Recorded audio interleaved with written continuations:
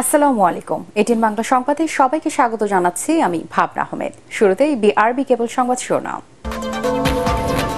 মূল্যস্ফীতির কারণে নিত্য পণ্যের দাম বাড়লেও নিয়ন্ত্রণের চেষ্টা করছে সরকার, বললেন প্রধানমন্ত্রী। কর্মসংস্থান বাড়াতে শ্রমঘন শিল্প এলাকা গড়ে তোলার তাগিদ।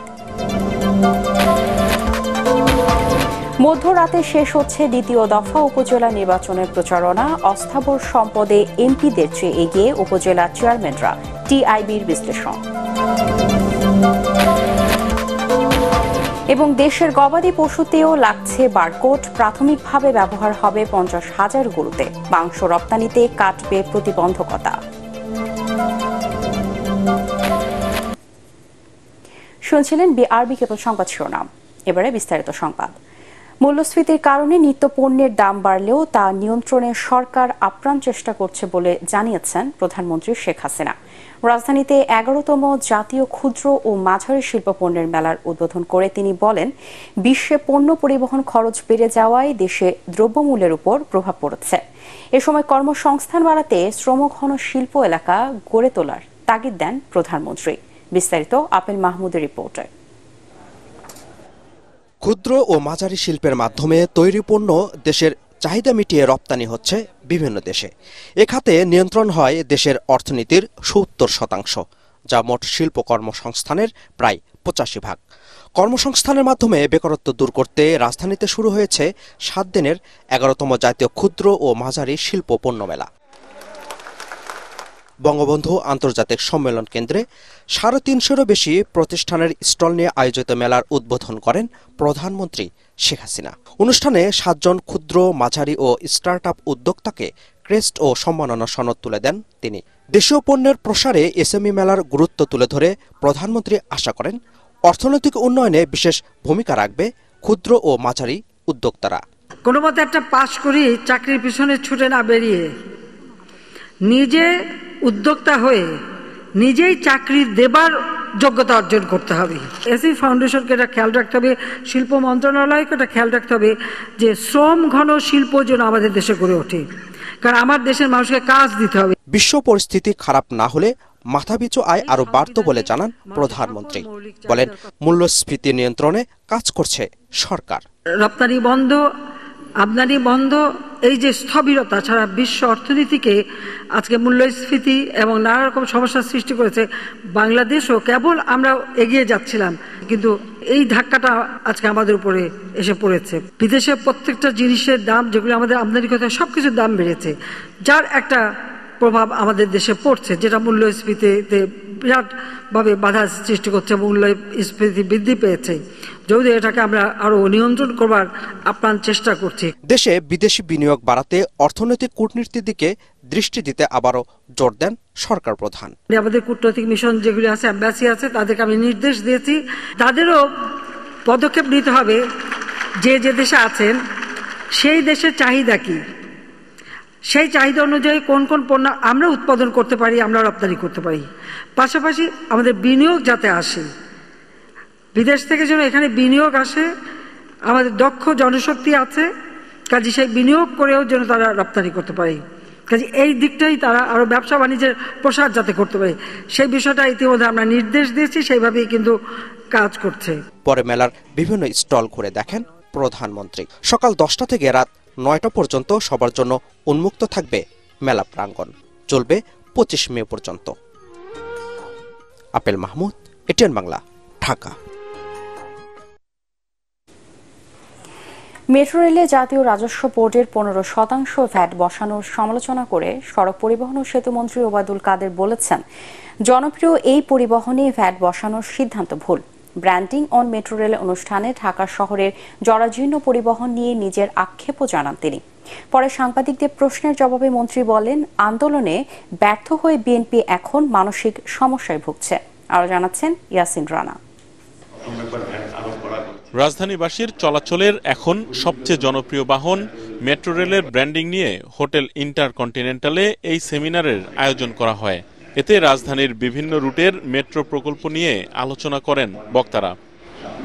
এ সময় ফার্মগেটে আনোয়ারা পার্ক থেকে মেট্রোর অফিস সরানোর অনুরোধ করেন ঢাকা উত্তরের মেয়র আতিকুল ইসলাম। সুন্দর মেট্রো রেল হয়ে গেছে, কিন্তু আনোয়ারা পার্কটি আমরা সেদিন বুঝলাম যে এখানে ফার্মগেটে বলে কোনো দোকানপাট নাই, এই জন্য আনোয়ারা মাঠটিকে দোকানপাট করার জন্য এখানে যেন মাল্টি কমপ্লেক্স হয়। বিনয়ের সাথে অনুরোধ করব এই আনোয়ারা পার্কটিকে অবশ্যই আমরা যেন খেলার মাঠ করতে পারি। যত শীঘ্রই যদি আমাদেরকে হ্যান্ডওভার করে দেওয়া হয় আমরা আবার সবুজায়ন করে দিব। প্রধান অতিথির বক্তব্যে সড়ক পরিবহন ও সেতুমন্ত্রী ওবায়দুল কাদের বলেন, পৃথিবীর অন্যতম অবসবাসযোগ্য শহর ঢাকা, কিন্তু দেশের উন্নয়নের সাথে এর হিসেব মেলে না। তিনি বলেন, আফ্রিকার গরিব দেশেও উন্নত মানের বাস চলে, অথচ ঢাকা শহরে চলে জরাজীর্ণ বাস। হঠাৎ করে এখানে 15% ভ্যাটের ঘোষণা, ভারতে কোনো ভ্যাট নেই, তাহলে আমরা কেন করব?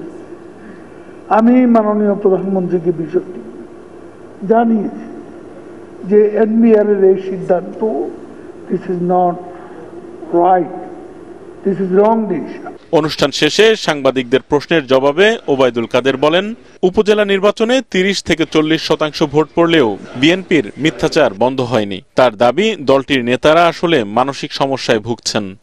আসলে বিএনপি এর নেতারা মানসিক ট্রমায় ভুগছে।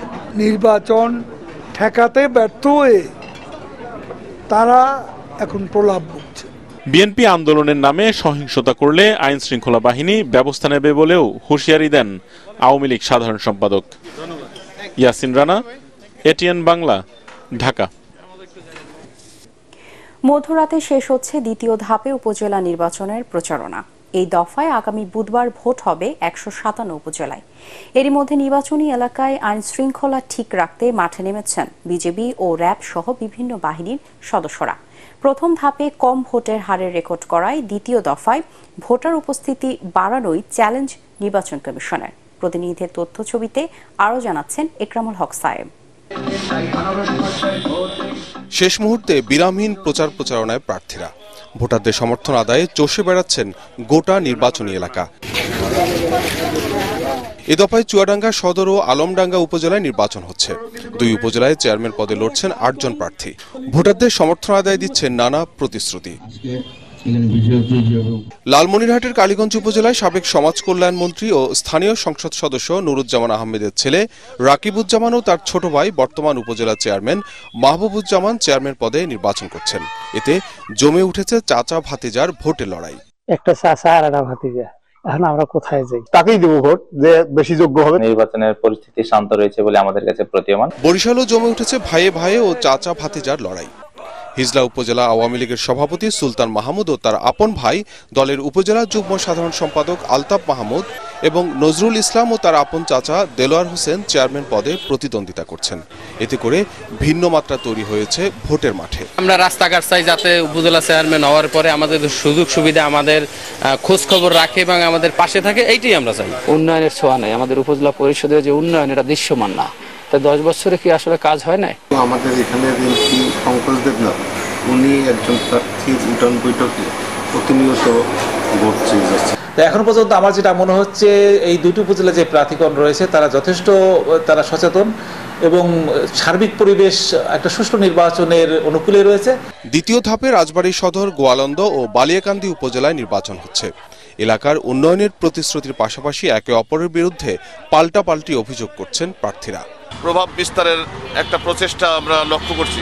শরীয়তপুর সদর উপজেলা পরিষদ নির্বাচনে এক প্রার্থীর বিরুদ্ধে হামলার অভিযোগ উঠেছে। শনিবার সন্ধ্যায় চন্দ্রপুর বাজারে ওই হামলায় সাংবাদিক সহ অন্তত 10 জন আহত হন। 12 জন নেতা উন্নয়ন যাই, আমরা দেশের উন্নয়ন করতে হইব, আর আমরা ভোট দিমু। এরই মধ্যে নির্বাচনী এলাকা আইন শৃঙ্খলা ঠিক রাখতে মাঠে নেমেছে বিজেপি, র্যাব সহ বিভিন্ন বাহিনীর সদস্যরা। ভোটের আগে ও পরে মোট 5 দিনের জন্য মাঠে থাকবে আইন শৃঙ্খলা বাহিনীর অতিরিক্ত ফোর্স। ইকরামুল হক সায়েম, এটিএন বাংলা। 5 বছরে অস্থাবর সম্পদ বৃদ্ধিতে উপজেলা চেয়ারম্যানরা সংসদ সদস্যদের পেছনে ফেলে দিয়েছে বলে দাবি করেছেন টিআইবি। দ্বিতীয় ধাপে উপজেলা নির্বাচনের প্রার্থীদের দেওয়া হলফনামা বিশ্লেষণ করে সংস্থাটির নির্বাহী পরিচালক ডক্টর ইফতেখারুজ্জামান বলেন, নির্বাচন মানেই যেন সম্পদ বৃদ্ধির লাইসেন্স। এছাড়া দ্বিতীয় ধাপের ভোটে চেয়ারম্যান পদে মন্ত্রী এমপিদের স্বজন রয়েছেন 17 জন। বিস্তারিত মাজহারুল হক মুহাজিরের রিপোর্টে। দ্বিতীয় ধাপের উপজেলা পরিষদ নির্বাচনে প্রার্থীদের দেয়া হলফনামা বিশ্লেষণ করে ধানমন্ডিতে নিজ কার্যালয়ে এই সংবাদ সম্মেলন করে ট্রান্সপারেন্সি ইন্টারন্যাশনাল বাংলাদেশ টিআইবি। এ সময় উপজেলা চেয়ারম্যান প্রার্থীদের বিষয়ে উঠে আসে চাঞ্চল্যকর নানা তথ্য। অতীতে কোনো না কোনো মামলায় অভিযুক্ত ছিলেন এরকম 18.32% প্রার্থী এবার দ্বিতীয় ধাপের নির্বাচনে প্রতিদ্বন্দ্বিতা করছেন। সংস্থাটি জানায় 2019 সালের তুলনায় এবার উপজেলা চেয়ারম্যান প্রার্থীদের আয় বেড়েছে 140 গুণ, সম্পদ বেড়েছে 231 গুণ এবং আগের তুলনায় 3 গুণ বেশি হয়েছে কোটিপতি প্রার্থীর সংখ্যা। সাধারণত ধারণা করা হয় যে রাজনীতির সাথে এবং জনপ্রতিনিধিত্বের সাথে জনপ্রতিনিধিত্বের অবস্থানের সাথে নিজেদের সম্পদ বিকাশের একটা সুযোগ বা লাইসেন্সের মতো একটা পরিস্থিতি বাংলাদেশে বিরাজ করছে। সেটির যথার্থতা আমাদের এবারের ছোট্ট বিশ্লেষণটাতে আমরা দেখতে পেয়েছি। যারা জনপ্রতিনিধি ছিলেন তাদের যে আয় বা সম্পদের বৃদ্ধি সেটা যারা জনপ্রতিনিধি ছিলেন না তাদের তুলনায় বেশি। টিআইবি নির্বাহী পরিচালক ডক্টর ইফতেখারুজ্জামান জানান, দেশে নির্বাচনে চলছে অসুস্থ এক প্রতিযোগিতা। বড় রাজনৈতিক দলগুলো বজায় রাখতে পারছে না দলীয় শৃঙ্খলা। একটি দলের একচ্ছত্র প্রাধান্যের যে রাজনীতি সেটা স্থানীয় পর্যায়ে গভীরতর রূপ লাভ করছে। অর্থাৎ একদিক থেকে মোটা দাগে এক দলের একচ্ছত্র প্রাধান্য, অন্যদিক থেকে আবার স্থানীয় পর্যায়ে পরিবারতন্ত্রের বিকাশ ঘটছে, পাশাপাশি ঘটছে অন্তর্দ্বন্দ্ব। এদিকে মন্ত্রী এমপিদের স্বজনদের অংশগ্রহণের হার বেড়েছে প্রথম ধাপের তুলনায়। দ্বিতীয় ধাপের লড়াইয়ে চেয়ারম্যান পদে মন্ত্রী এমপিদের স্বজন রয়েছেন 17 জন। এছাড়া এবারে নির্বাচনে অংশ নেয়া প্রার্থীদের মধ্যে 71% ব্যবসায়ী বলে জানায় টিআইবি। মাসহারুল হক মুহাজির, এটিএন বাংলা, ঢাকা। বিশ্ব পরিস্থিতির দোহাই দিয়ে বাংলাদেশের নিত্য পণ্যের সীমাহীন দাম বৃদ্ধি, রিজার্ভ সংকট ও ক্ষমতাসীনরা নিজেদের দুর্নীতি লুটপাট আড়াল করতে চাইছে, এমন অভিযোগ করেছেন বিএনপির যুগ্ম মহাসচিব রুহুল কবির রিজভী। সম্প্রতি ফরিদপুরের মধুখালীতে মন্দির আগুন দেওয়ার ঘটনাকে কেন্দ্র করে হত্যাকাণ্ডের শিকার 2 শ্রমিক ও আহত 3 জনকে সহায়তা দিতে গিয়ে তিনি কথা বলেন। নয়াপল্টনে কেন্দ্রীয় কার্যালয়ে রিজভী আরও বলেন, অতীতে রিজার্ভ লুটের মতো নতুন কোনো কেলেঙ্কারি ঢাকাতেই বাংলাদেশে ব্যাংকের সাংবাদিকদের ঢুকতে দেওয়া হচ্ছে না। দ্বিতীয় ধাপের উপজেলা নির্বাচনও জনগণ বর্জন করবে বলে আশা বিএনপির এই মুখপাত্রের। ঘটনা তো নিশ্চয়ই ঘটেছে, না হলে ভারতীয় একটি পত্রিকা তারা বিলিয়ন বিলিয়ন ডলার এখান থেকে হ্যাক হয়ে গেছে লিখলো। বাংলাদেশ ব্যাংক একটা স্টেটমেন্ট, বাংলাদেশ ব্যাংকে দেবে, চাকরি করে সরকারের, নিশ্চয়ই সেখান থেকে বিলিয়ন ডলার হ্যাক হয়ে চলে গেছে। আর এটা তো নতুন কিছু না, এটা তো দৃষ্টান্ত আছে, কয়েক বছর আগে তো হয়েছেও তাই। রুগ্ন ক্লিষ্ট নারীকে প্রসাধন চর্চিত করলে যেমন লাগবে বাংলাদেশের অর্থনীতি, তেমনি রুগ্ন ক্লিষ্ট প্রসাধন চর্চিত একটি অর্থনীতি। 40 বছরে যে কাজ হয়নি, গেল 4 বছরে তার চেয়ে বেশি কাজ হয়েছে ঢাকা দক্ষিণ সিটি কর্পোরেশনের, দাবি মেয়র শেখ ফজলুর তাপসের। দায়িত্ব নেওয়ার 4 বছর পূর্তি ও সামগ্রিক কার্যক্রম নিয়ে সংবাদ সম্মেলনে এ দাবি করেন তিনি। নতুন বিনিয়োগ না পাওয়ায় গণপরিবহনে শৃঙ্খলা ফিরিয়ে আনা যায়নি বলেও জানান মেয়র তাপস। খায়রুল ইসলামের রিপোর্ট। ঢাকা দক্ষিণ সিটি কর্পোরেশনের মেয়রের দায়িত্ব নেওয়ার পর 4 বছরে যেসব উন্নয়ন কর্মকাণ্ড হয়েছে তা তুলে ধরতেই এ সংবাদ সম্মেলনের আয়োজন। সততা, নিষ্ঠা এবং আন্তরিকতা নিয়ে কাজ করে চলেছে এবং দীর্ঘ 40 বছরে যা কাজ হয়নি 4 বছরের মধ্যে সেই কাজ সম্পন্ন করেছে।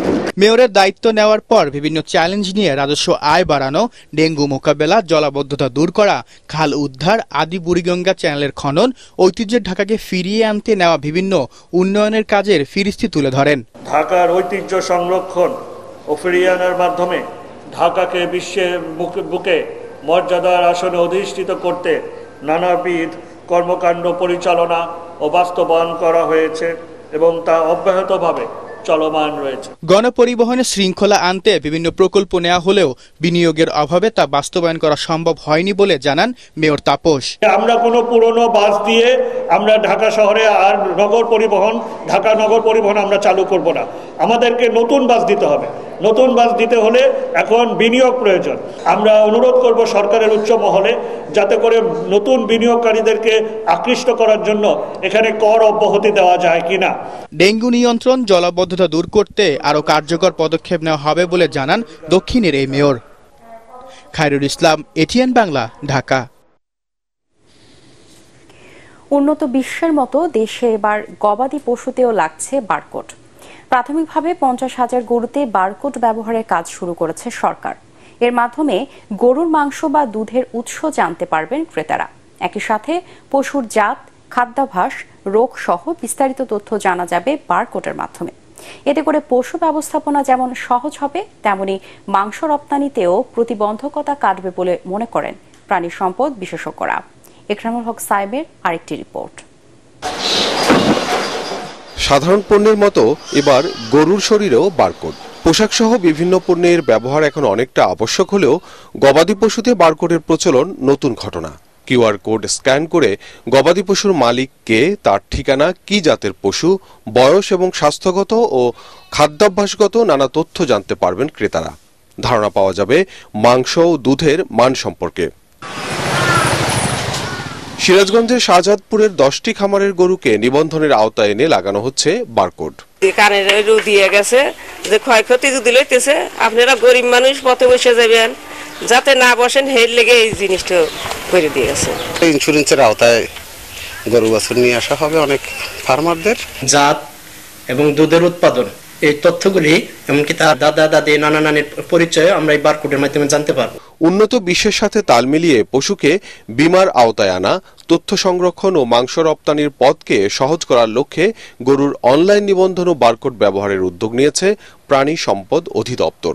2025 সালের মধ্যে এর আওতায় আনা হবে 50,000 গবাদি পশু। পূর্ণাঙ্গ ডাটাবেস তৈরি হলে যেটা আমাদের লাভবান হবে, এই অ্যানিমেলটার মুভমেন্ট থেকে শুরু করে সব ধরনের ইনফরমেশন রক্ষিত থাকবে। অ্যানিমেলটার ধরেন ভ্যাকসিন, ডিওয়ার্মিং এর যেগুলো ইনফরমেশন লাগে, কি কি ধরনের খাবার সে খাচ্ছে, প্রতিদিনের ডাটাবেসটা সেখানে আমরা আপলোড করে থাকবে। অ্যানিমেলের ট্রেসেবিলিটিটা আসলে মাংস রপ্তানির একটা উন্মুক্ত দ্বার তৈরি হবে। এখন আমার অ্যানিমেলে ভ্যাকসিন করা হচ্ছে কিনা ডাটাবেস যদি থাকে, তাহলে আমি বলতে পারবো হ্যাঁ আমার অ্যানিমেলে অমুক তারিখে অমুক ভ্যাকসিনটা দেওয়া হয়েছে। সফটওয়্যার ডেভেলপমেন্টের ব্যয় আছে, সেই অনুসারে ট্যাগগুলো নেওয়ার, আমদানি করার একটা ব্যয় আছে, এবং ট্যাগিং করা অ্যানিমালকে, এর জন্য একটা অপারেশনাল কস্ট আছে। এটা খুব বেশি না, খামারি নিজস্ব কোনো খরচ নেই, পুরো খরচটাই সরকার বহন করবে। বিনিময়ে খামারি সচেতনতা পাবে, প্রচুর পরিমাণে প্রশিক্ষণ পাবে, ওই খামারি হবে পায়োনিয়ার ওই এলাকার জন্য। গবাদি পশুর উৎপাদন বেশি এমন 16টি উপজেলায় নির্দিষ্ট কিছু খামারে প্রাথমিকভাবে চলছে বারকোড ব্যবহার ও নিবন্ধনের কাজ। ইকরামুল হক সায়েম, এটিএন বাংলা, ঢাকা। বিশ্বের সর্বোচ্চ পর্বতশৃঙ্গ মাউন্ট এভারেস্টে লাল সবুজের পতাকা উড়ালেন চট্টগ্রামের পর্বতারোহী বাবর আলী। ষষ্ঠ বাংলাদেশি হিসেবে এভারেস্ট জয় করলেন তিনি। সকাল 9:45 এভারেস্টের চূড়ায় পা রাখেন বাবর আলী। পেশায় চিকিৎসক বাবর হেঁটে চষে বেরিয়েছেন বাংলাদেশের 64 জেলা, সাইকেলে পাড়ি দিয়েছেন ভারত। এবার এভারেস্ট জয় করে গড়লেন ইতিহাস। বিস্তারিত তামান্না জেনিফারের রিপোর্টে। এভারেস্ট জয়ের লক্ষ্যে গত 1 এপ্রিল নেপালের উদ্দেশ্যে দেশ ছাড়েন পেশায় চিকিৎসক বাবর আলী। প্রায় 1 সপ্তাহ ট্রেকিং শেষে পৌঁছান এভারেস্টের বেস ক্যাম্পে। সেখান থেকে শুরু মূল অভিযান। 33 বছর বয়সী বাবর আলী চট্টগ্রামের বাসিন্দা। চট্টগ্রাম মেডিকেল কলেজ থেকে পাশ করেছেন MBBS। কিন্তু বিশ্বজয়ের নেশায় থিতু হননি চিকিৎসা পেশায়। এভারেস্ট জয়ের আগে Babar Ali Sargari, Surya peak, mount Yunam, mount Fabrang সহ জয় করেছেন উচ্চতম পর্বতের চূড়া। এবার এভারেস্ট জয় করে গড়লেন ইতিহাস। বেস ক্যাম্প টিমের বরাত দিয়ে এ তথ্য নিশ্চিত করেছেন অভিযানের প্রধান সমন্বয়ক ফারহান জামান। এখন বাবর আলী ক্যাম্প 4-এ নামার পথে রয়েছেন বলে জানান তিনি। 2010 সালের 23 মে প্রথম বাংলাদেশি হিসেবে এভারেস্টের চূড়ায় ওঠেন মুসা ইব্রাহিম। মেয়েদের মধ্যে প্রথম বাংলাদেশি হিসেবে এভারেস্টের শিখরে পা রাখেন নিশাত মজুমদার। এছাড়া আব্দুল মুহিত, ওয়াসফিয়া নাজরিন বাংলাদেশের পতাকা ওড়ান এভারেস্টের চূড়ায়। আর সজল খালেদ এভারেস্ট শৃঙ্গ জয়ের পর নেমে আসার পথে মৃত্যুবরণ করেন। এটা খুবই বড় একটা অর্জন বাংলাদেশের জন্য। আমার কাছে মনে হয় যে এটা তো সবসময় হওয়া উচিত, প্রতি বছরই বাংলাদেশ থেকে দল হোক, একজন ব্যক্তি হোক, ছেলেরা হোক, মেয়েরা হোক, যাওয়া উচিত। আমি আশা করছি যে উনি নতুন নতুন অ্যাডভেঞ্চারের সাথে বাংলাদেশকে পরিচিত করাবেন, ছেলেমেয়েদেরকে উৎসাহিত করবেন, তরুণ তরুণীদেরকে আরও এই কাজের সাথে যুক্ত করবেন। তো এটার জন্য এটা হলেই আসলে আমাদের এই অর্জনগুলো পূর্ণতা পাবে। বাবর আলীর লক্ষ্য শুধু এভারেস্ট জয় নয়, তিনি একই সঙ্গে বিশ্বের ৪র্থ উচ্চতম পর্বতশৃঙ্গ লোৎসে জয়ও আশাবাদী। তামান্না জেনিফার, এটিএন বাংলা। সব রাজনৈতিক দল নির্বাচনে অংশ না নেওয়ায় উপজেলা নির্বাচনে ভোটার উপস্থিতি কম হচ্ছে বলে মনে করেন মোহাম্মদ আলমগীর। সাংবাদিকদের সাথে আলাপকালে তিনি বলেন, নির্বাচন কমিশনের প্রতি কারো অনাস্থা নেই। নির্বাচন নিয়ে বিএনপির দাবি রাজনৈতিক উল্লেখ করে তিনি বলেন, তা পূরণের ক্ষমতা নেই কমিশনের। শান্তিপূর্ণভাবে বিএনপি ভোট বর্জনের কর্মসূচি পালন করলে তাতে সমস্যা নেই বলে মন্তব্য করেন মোহাম্মদ আলমগীর।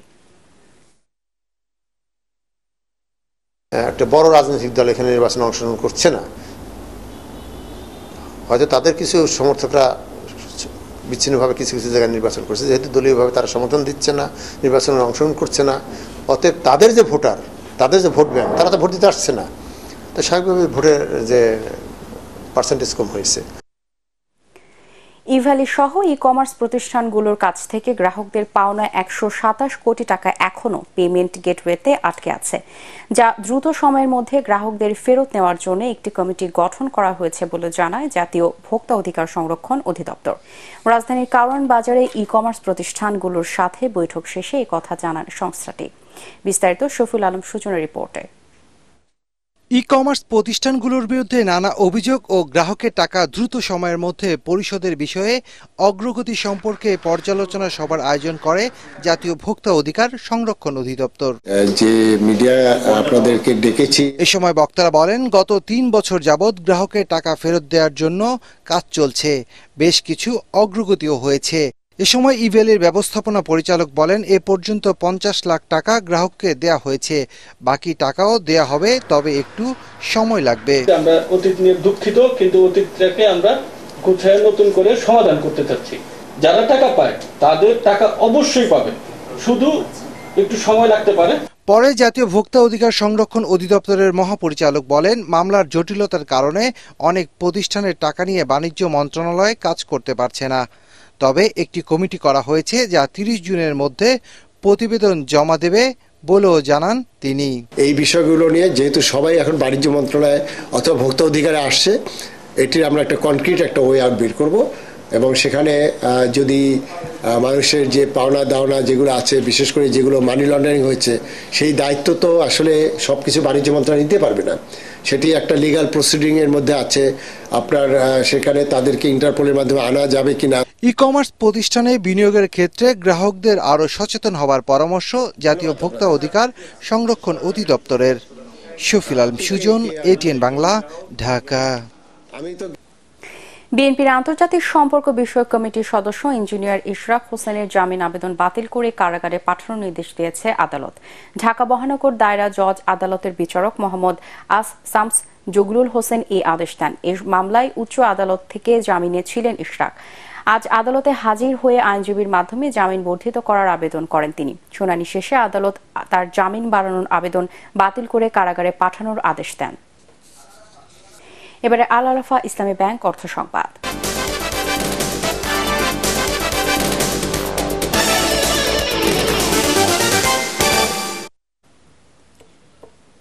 টাঙ্গাইলের মির্জাপুরে কুমুদিনী কমপ্লেক্সে আগামী 22 মে ইন্টারন্যাশনাল ক্যান্সার ও প্যালিয়েটিভ কেয়ার কনফারেন্স 2024 অনুষ্ঠিত হয়।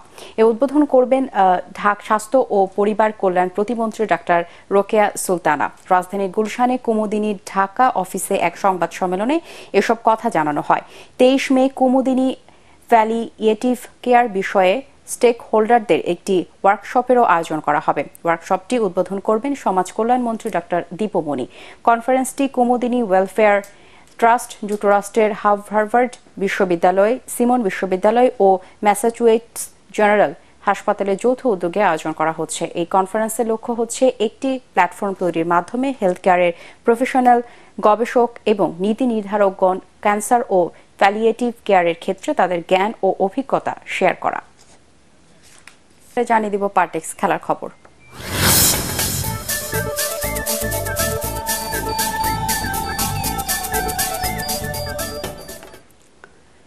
বড় কোনো ট্রফি না জেতার আক্ষেপ রয়ে গেছে বাংলাদেশ দলের পেসার মোস্তাফিজুর রহমানের। বাংলাদেশ ক্রিকেট বোর্ড বিসিবি প্রকাশিত এক ভিডিও বার্তায় এই বাঁহাতি পেসার জানান, বড় মাপের ক্রিকেটার হতে হলে বড় কোনো শিরোপা জেতার বিকল্প নেই।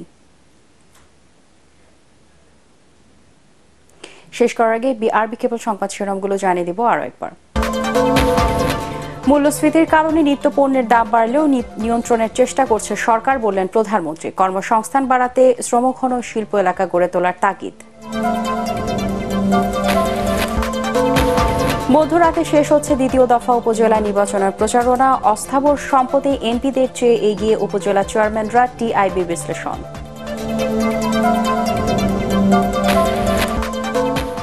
এবং দেশের গবাদি পশুতেও লাগছে বারকোড। প্রাথমিকভাবে ব্যবহার হবে 50,000 গরুতে। মাংস রপ্তানিতে আর কাটবে প্রতিবন্ধকতা। পরবর্তী সংবাদ দেখার আমন্ত্রণ জানাই এখনকার মতো শেষ করছি। এটিএন বাংলার সংবাদ ইউটিউবে দেখতে ব্রাউজ করুন youtube/ATN Bangla News। ধন্যবাদ সবাইকে।